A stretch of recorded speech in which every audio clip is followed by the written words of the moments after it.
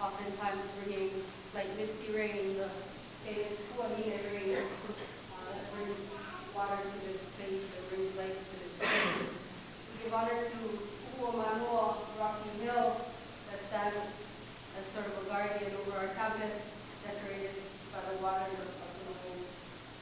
We give honor to the Nagui series that surrounds our campus, the hollow tree that adorns the pond behind us, the inano blossom emblazoned on our heart through our time here at KAPUNAHOU. And finally, the people, we're just the people that make this place, bring life to this place, bring love to this place. It is with compassion that we welcome visitors and people coming back, returning that we have this year.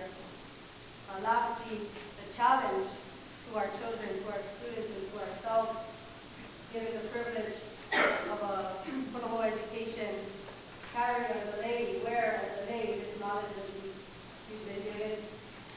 Carry as a lay, wear as a lay, and make productive the compassion from here on out.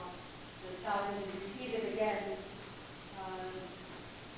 in hopes that kuleana of privilege is something that all of us carry with us to affect life beyond the walls of KAPUNAHOU. Mahalo for coming.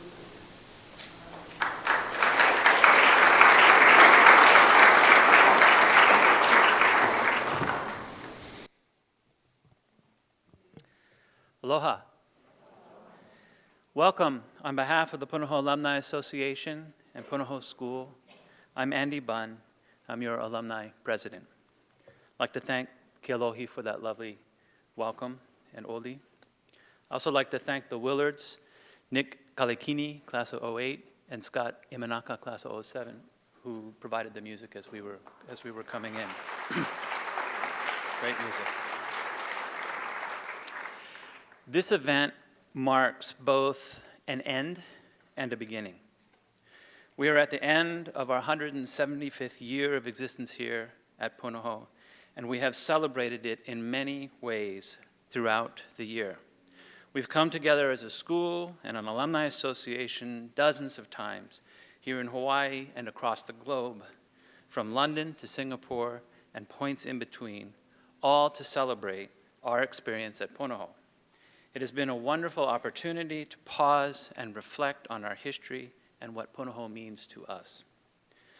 But it has also been an opportunity to reflect on where we are going and what might be. In looking at the past, we learn how to shape our future. As such, the 175th is a celebration of the possibilities ahead and the as yet untapped potential and opportunity of our school and our talented and diverse student body, faculty, and alumni community. Of the many initiatives that we've had this year, and there have been many, the KAPUNAHOU book stands out with its artful and beautiful commemoration of our past, the portrayal of where we are today, and the expression of hope and the vision for the future. To borrow from Dr. Scott's introduction to the book, quote, "The essays in this celebratory volume explore leadership, public purpose, access and diversity, global learning, and educational innovation at Punahou. And together they offer a vivid portrait of a school reaching towards its highest aspirations.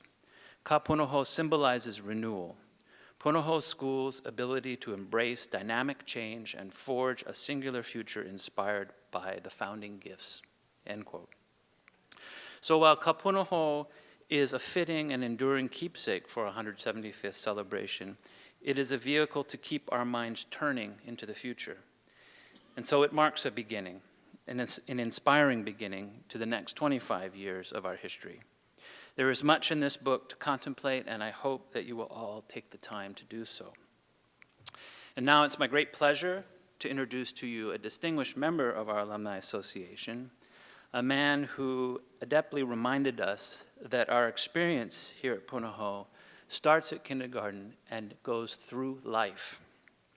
A member of our Board of Trustees, the chair of our 175th anniversary celebration, please welcome Ethan Abbott, class of 1972.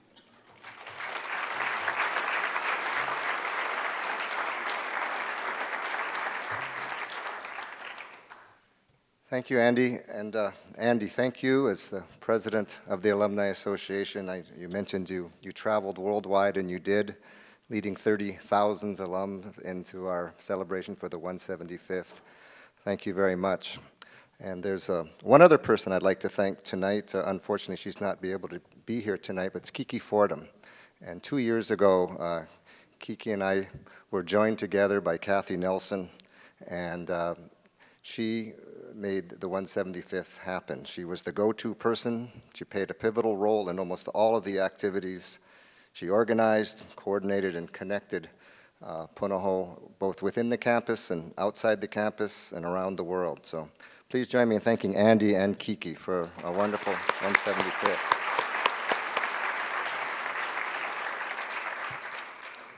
But how fitting to be back here in the chapel, where approximately 10 months ago, we opened up the 175th celebration at the opening chapel of the new teachers' meetings. And I'm thrilled today to be back in the same chapel, wearing the exact same shirt for the last time officially, to close Punahou's 175th year with this celebration of the publication of the book, KAPUNAHOU. It was an exciting year with worldwide, national, and on-campus events. And now finally, the celebration of a beautiful and remarkable publication. On behalf of the trustees and the entire Punahou family, I want to acknowledge the many people who, when asked, willingly contributed to a collective effort, creating this incredible book, a treasure. These individuals made this literary project a reality. Their gifts of time, expertise, information, and commitment are part of the reason this book is so extraordinary. They honored Punahou with their kindness, generosity, and continuing their legacy. I thank all the writers, including the photographer Lenny Morris, whose fabulous photos absolutely bring the book alive. Thank you. Across a 30-month span that included endless edits, constant adjustments, innumerable conversations, two champions worked side by side. They also happened to be Punahou classmates of the class of 1969. Barbara Pope, an award-winning book designer with 40 years of design experience, teamed up with book editor Carleen Tani, a communications professional and a media expert with close ties to Punahou. These two dedicated women worked closely with our 175th Projects Committee and other Punahou staff members in a complex and interconnected network of ideas, images, people, and information. Throughout the past 10 months, while the rest of us were celebrating and toasting and traveling the world, Barbara and Carleen were leading the effort to make sure KAPUNAHOU would appear at the perfect moment, and that moment is now. Please join me in thanking Barbara Pope and Carleen Tani and welcoming them to share some of their thoughts about the making of the book KAPUNAHOU.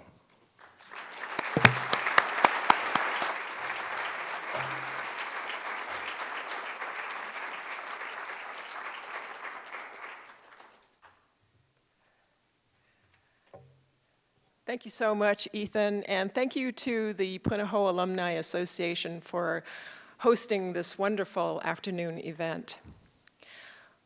One of the most remarkable things about Punahou School, and there are many, is its incredibly strong sense of community.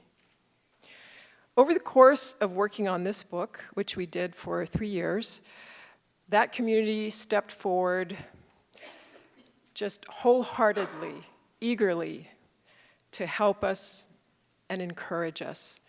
And their contributions are what give the book so much added depth and meaning. Without them, we really couldn't have done it. We're also really thrilled to have many of those contributors in our audience today. So without calling on them individually, I hope that you can join me in just thanking them with applause for all that they've done.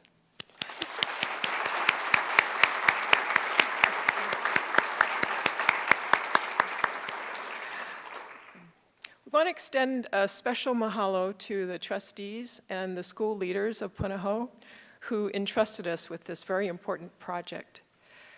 5 years ago, when Ethan gathered the 175th committee for its first meeting to talk about what kinds of projects they envisioned for this anniversary, one of the things that rose to the top of their list was a commemorative book. Of course, as you can imagine, no one had a really clear idea of what the scope and content would be. But that's where the power of community comes in.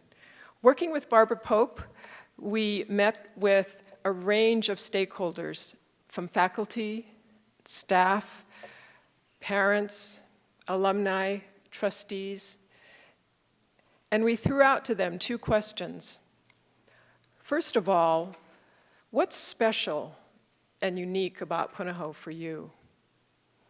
And secondly, what are the kinds of challenges that lie ahead for this school? Based on their responses, we homed in on the 5 core essays that form the backbone of the book that have to do with leadership, access and diversity, public purpose, global learning, and educational innovation. These were the core topics that, interwoven, would give people a real sense of the kinds of ideas and values that drive the school.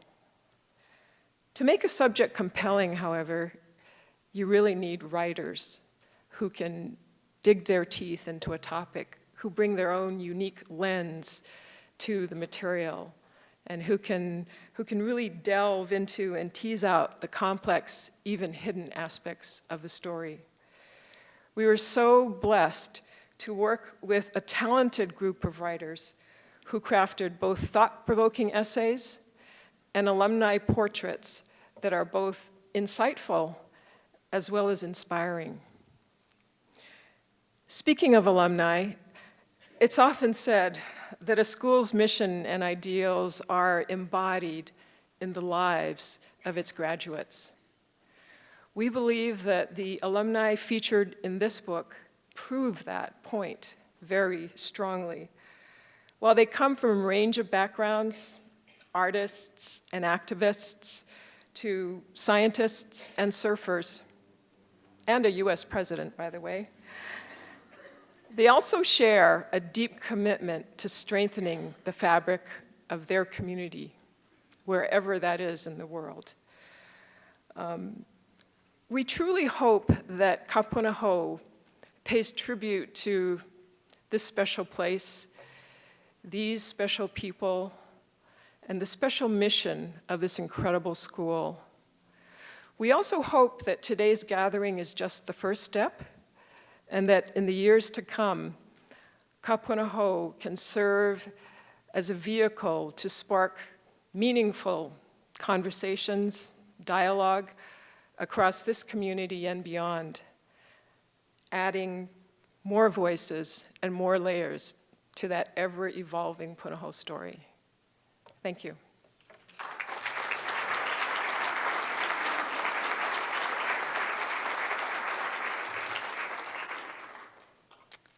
So I just wanted to talk a little bit about what the inspiration was for me throughout the course of the last 3 years working on the project. Many of you know that I actually worked on the book that came out for the 150th anniversary of the school.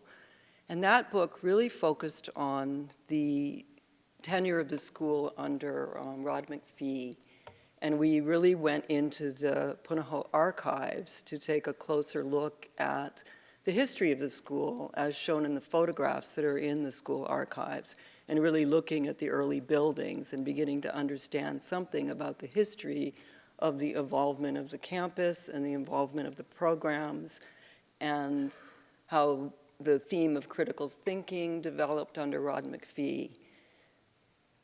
Most people aren't so lucky to get to come back and revisit an assignment 25 years later. So I was really very lucky to be able to come back and pick up some of the pieces that had to be left behind 25 years ago when we worked on that book. What we didn't do then is we didn't ever really look at the place. we never really looked at the concept of the Vahipana and the sacred and storied place where all of us have learned so much and where we've been able to really brush shoulders with extraordinary people that in our history. And we were able to go back and do that this time. It really is only a toe in the water. We were able to bring forth the name KAPUNAHOU and really focus it and put it front and center and explore it. But we really only touched on that. But I do feel that we touched on it in a strong way so and we know from the curriculum that that is more and more central to the value of the school. That really influenced how we presented the visual aspect in the final book. I tried very hard to present the campus in a way that any alumni, whoever had been at the school, in spirit or in their flesh, could come onto the campus and feel that it was theirs. I liked the idea of thinking that some of the early students could look at the book and find something that would be familiar to them. So the editing and selection of Linny's images for me was very exciting because I was able to work with a wonderful contemporary photographer who had a great deal of respect for the history and an understanding of all of the things that have come together on this campus. The second really strong visual component are the very earliest portrait photographs that were made in Hawaii in the 1850s, shortly after the school was founded. And it seemed really fantastic to be able to bring together those families and those individuals and couple them with the school that we know today and the school that Linny is showing you with her work, and also to merge them with the values and the direction that the school is headed today. And I'm not sure if Franco Salmaraghi is here, but he's the photographer who made the made the photograph of the night blooming cereus that's on the cover, and also the very first page is the hala tree canopy. And I really love the idea that Sybil Bingham could look at that front cover image and be delighted, and that Mary Kavena Pukui could look at the hala image and be delighted as well. But the really fun thing is that we edited out a lot of fabulous images, and many of them are of people and activities at the school. And Linny is going to be able to show you some of those this afternoon. And I think all of you know that Linny is a member of the class of 1973. And thank you very much, Linny. It was fantastic to work with you.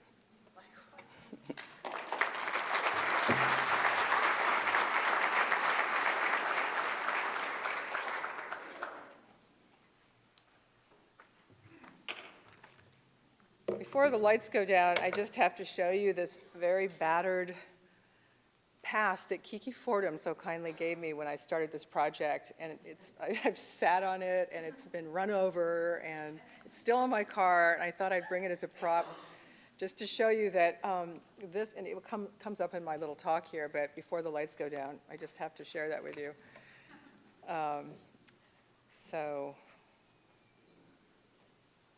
Okay, so today I'm grateful to have been offered the opportunity to take you along on a slight detour while I share some of the images that did not make it into KAPUNAHOU, but were personally thrilling moments for me during the months I spent roaming the campus with an all-access pass. I would usually arrive after regular school hours in search of beautiful golden light or on quiet holidays, sometimes with Barbara to help me move trash cans. Armed with my mental checklist of the iconic shots that had been previously agreed upon. What delighted me over and over, though, were the unanticipated magic moments that occurred between these iconic shots, exploring the parts of the campus I'd never seen before, like the apiary on Rocky Hill or the Wilcox Art Room, stumbling into the Bishop Hall atrium that as I lay on my back and shot straight up, towards the sky reminded me somehow of the movie Avatar. Spotting a classic stainless steel drinking fountain in dramatic raking light, or having a mongoose streak through the frame just after I'd set my camera on the tripod.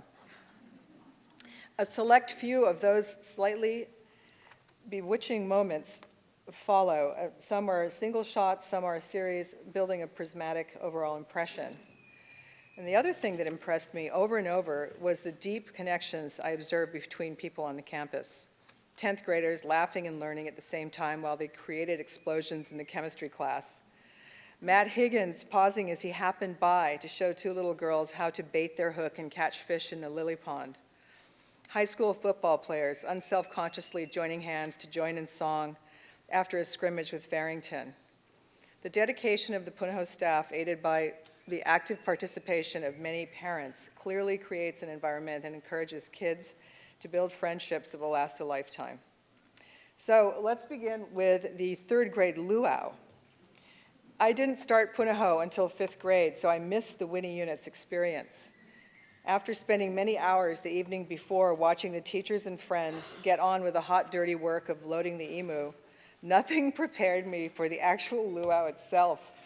A sea of chattering, cackling 8- and 9-year-olds sitting cross-legged on the floor, feasting on food, much of which they'd grown and prepared themselves. Everywhere I looked were these uninhibited little people, clowning, mugging, and trading secrets and stories. I might have had an invisibility cloak on for all the notice they gave me as I crouched amongst them taking pictures, the whole time wearing the biggest smile myself.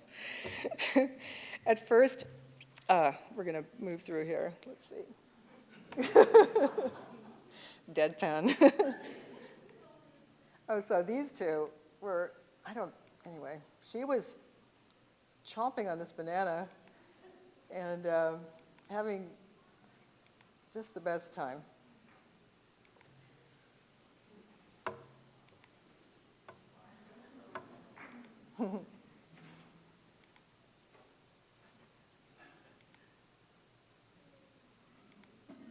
So,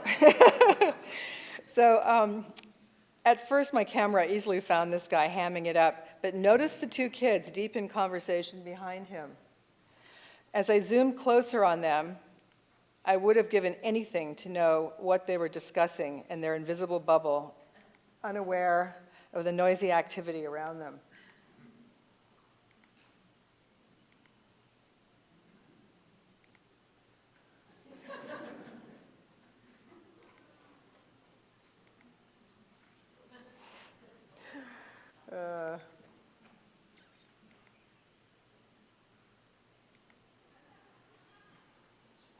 Okay, next comes Carnival. I wish we'd had more room in the book for portraits of the people who absolutely make Punahou so special. Maybe that can be the next book.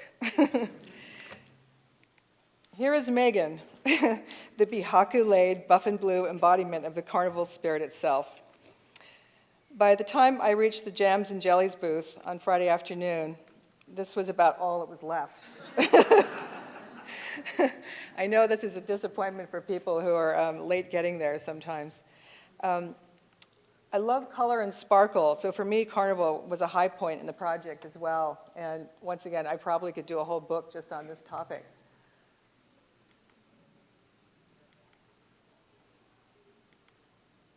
Okay, Wilcox. Did anyone see the movie called Night at the Museum? Anyone? Okay, alone in Wilcox's art room late one Friday afternoon with no one around but the janitor, I could sense an air of enchantment as if the skeleton, the boy with the broken off hand, and the mother panda amidst colorful jars of collage supplies might suddenly come alive as the sun set on Honolulu, and I would get to join the party. Another afternoon, I was shooting right here at the chapel. When finished, I followed the excellent rock and roll music coming out from the glass and ceramics shop. There was just one person there, a teacher's assistant, plus his steadfast dog, who had its own personal hand-blown glass water bowl. Once again, Punahou providing the space to create and grow, no matter what one's interests.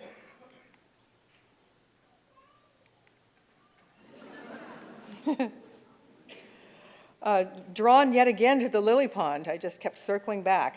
I met this teacher whose name I should have written down. Does anyone know her name? She feeds the turtles. She had just come back from a beach day with a friend on the North Shore and was still salty to feed her turtle friends and even a few fish. And there's the mongoose.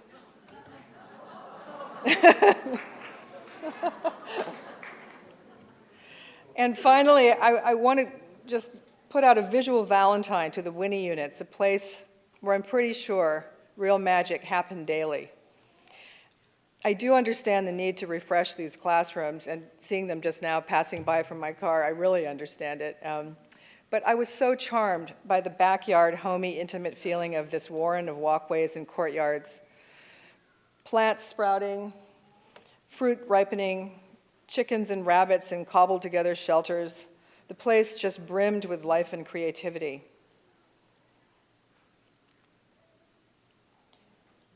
Oh, I have to go back. Here I was struck by the contrast of the primary colored play area and the monochromatic Honolulu skyline divided by the enormous banyan, probably the play area of choice for many generations of Punahou students before.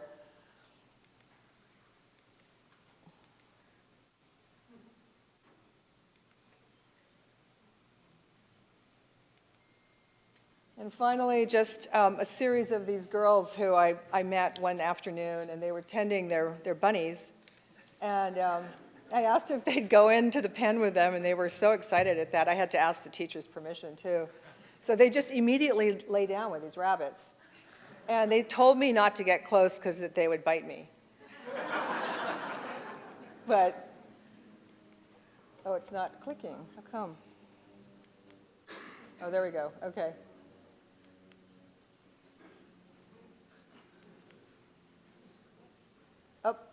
Anyway, and that's the end of my, my contribution today. Thank you so much for being here this afternoon.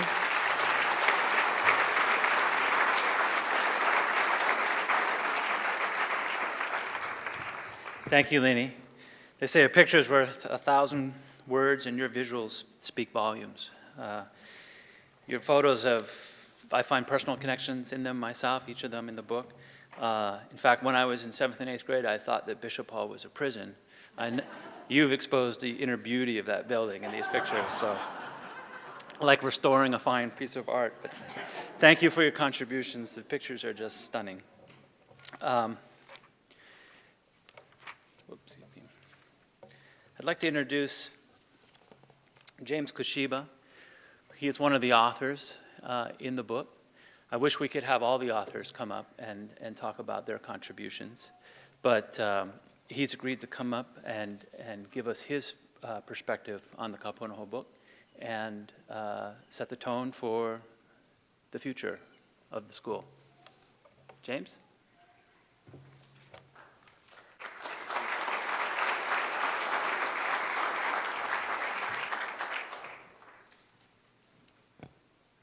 Aloha. I have to tell you that this place, the chapel, always evoked two very different feelings for me. On the one hand, I remember the chapel being a lot darker than it is right now. And it always seemed sort of hallowed and serious.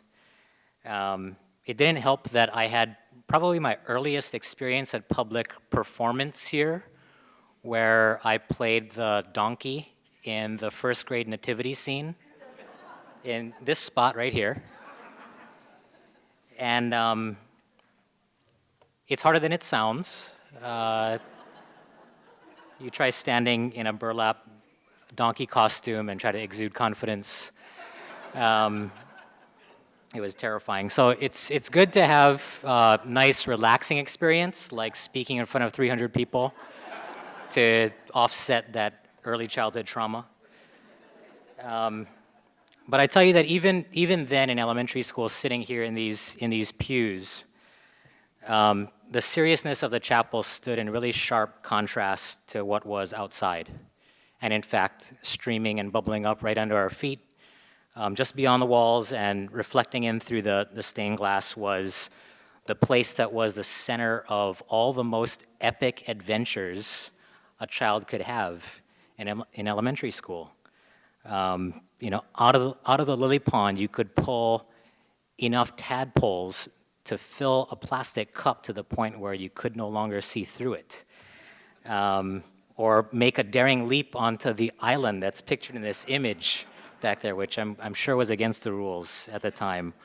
Or as my brother John and I did on many weekends, drop countless loaves of bread into the water, trying to lure out the legendary giant catfish gums out of his underwater lair.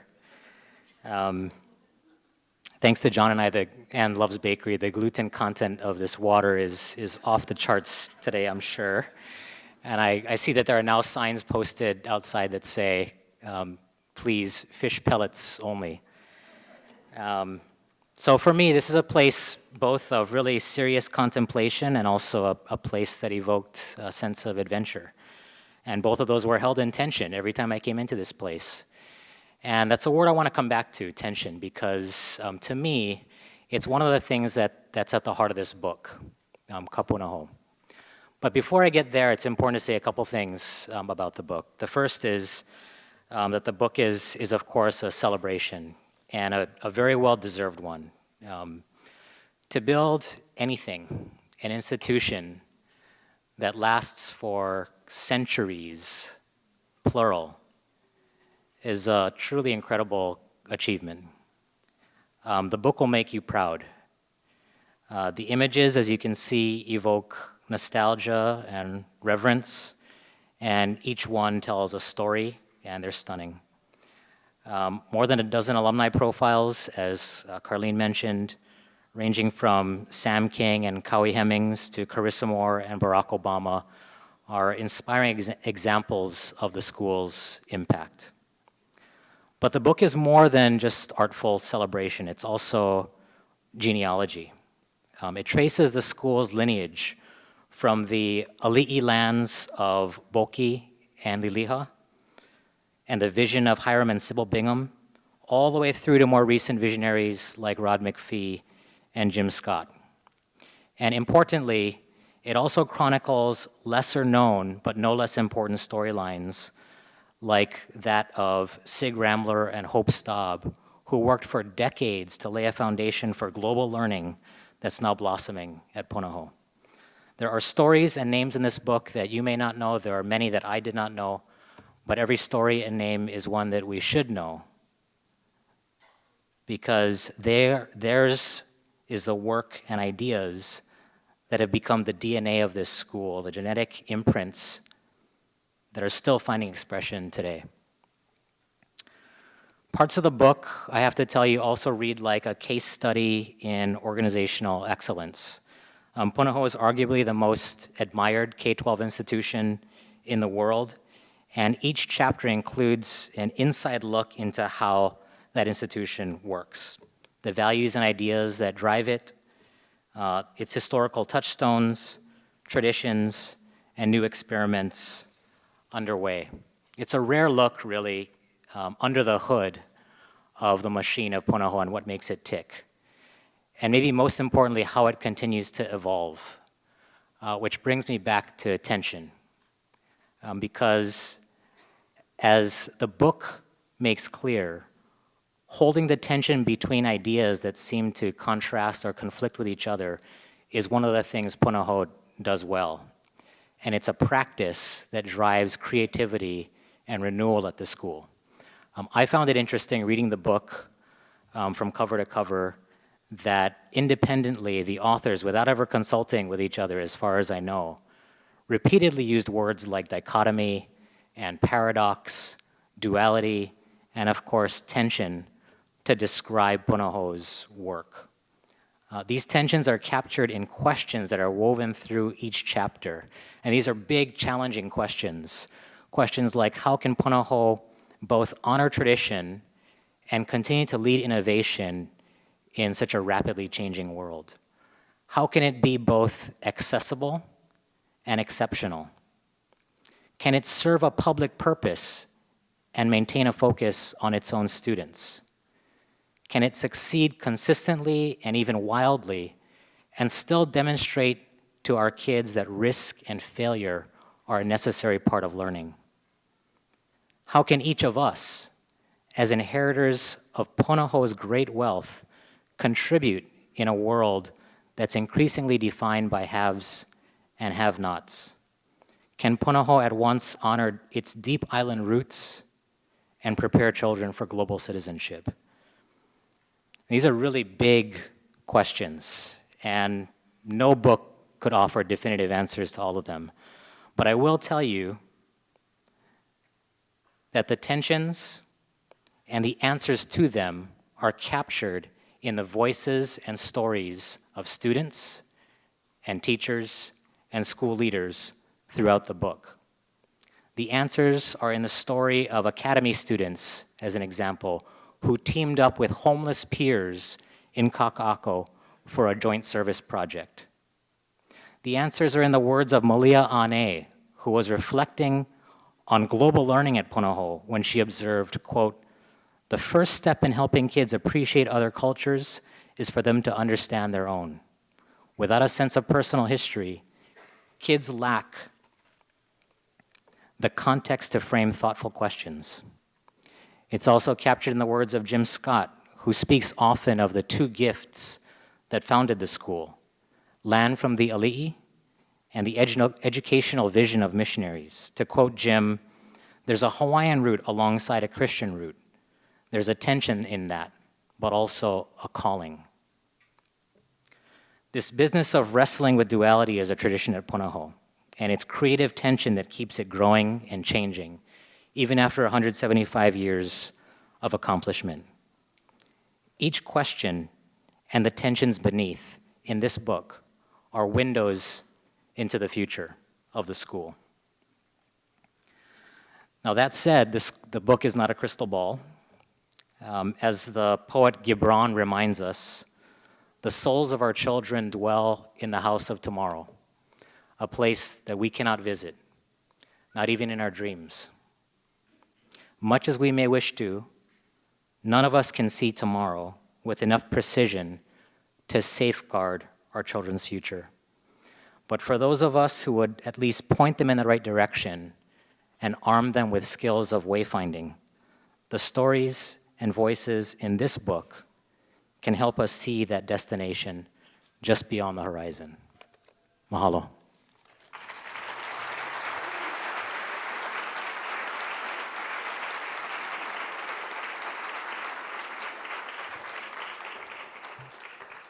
Thank you, James. Thank you for those words and for your essay in the book, and thank you to all the authors who had so ably contributed to the book. As we close the program, I'd like to call all of the participants from the book, the authors who are here, Lenny, the editors, everybody involved, up to the front to be honored. I'd like everybody to join together in thanking them for the many forms the KAPUNAHOU book gives us to view our school, to think about the waters that flow beneath us, the book that honors the name of the waters, and the origins of an institution of which we are justifiably proud. And we'd like to sing, in going out, an Oli Mahalo. The words and the translation of the Oli are on the back of your program. For many of you, singing this chant may be a first. Let's make it a beginning for all of us. It's an offering of gratitude for and in recognition of the interconnectivity of all of us, seen and unseen, here and now, and in spirit. So perhaps, Miley, you can start us on the Oli.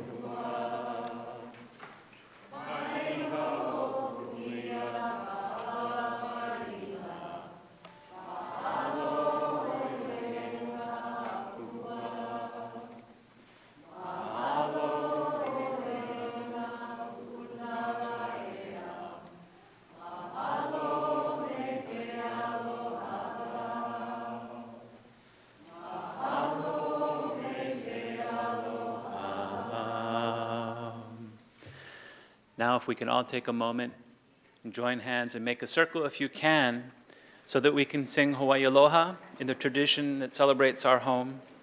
And after we sing, please join us outside for refreshments. Feel free to linger and enjoy the images of the book. Thank you, each and every one of you, for witnessing this closing of our 175th anniversary celebrations and the opening of a book to inspire us in the years ahead.